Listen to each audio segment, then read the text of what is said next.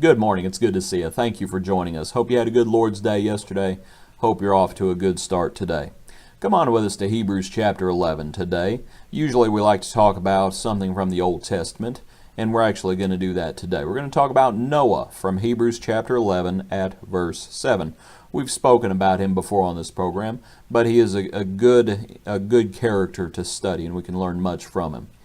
Hebrews 11 at verse 7, it says, "By faith Noah, being divinely warned of things not yet seen, moved with godly fear, prepared an ark for the saving of his household, by which he condemned the world, and became heir of the righteousness which is according to faith."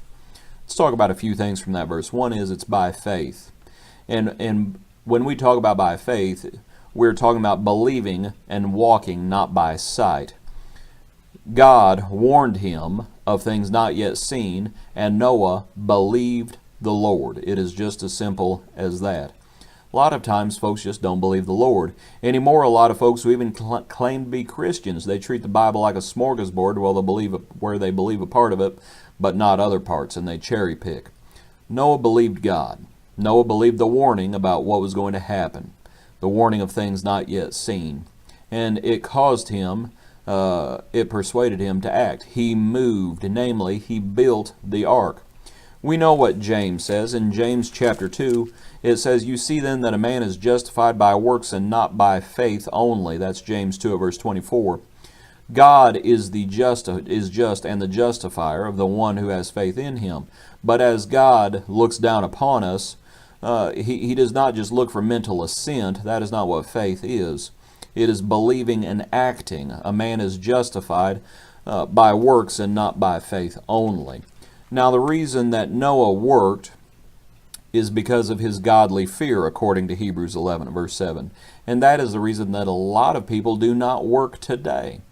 They do not have any godly fear. It is a great lie that people have been taught, and they have believed, that fear has no part in a Christian's life. Noah moved with godly fear. Remember what Solomon said, "The fear of the Lord is the beginning of knowledge." The reason that a lot of people do not study to show themselves approved, to use the King James Version, is because they have no godly fear. Well, Noah moved with godly fear, and we need to do the same. We need to recognize the Lord's power, if you will. We need to believe, and we need to work, with godly fear. Noah, it says in talking about these things, says he prepared an ark for the saving of his household, and we need to do the same. You know, we have enough trouble talking to those who are outside. We have enough trouble talking to our neighbors or other folks that we know. But if it's someone in our household, we need to talk to them, and we need to get them on the boat, in the boat, if you will. Whether we're talking about our sons and daughters or whether we're talking about our mothers and fathers, we better be warning them about what is coming.